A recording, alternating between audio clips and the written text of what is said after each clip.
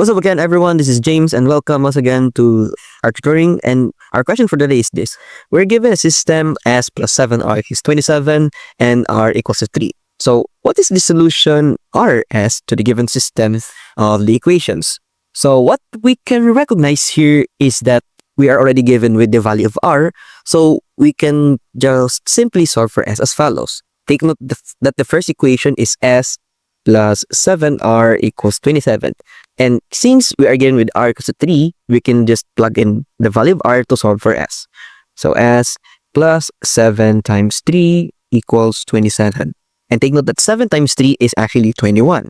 So S plus 21 equals 27 will imply that S is equal to 6. So since we have R equals to 3 and S equals to 6, therefore the coordinate is actually 3 and 6. So that's it. And the correct answer is letter B. Thanks for watching, and I hope you have a nice day.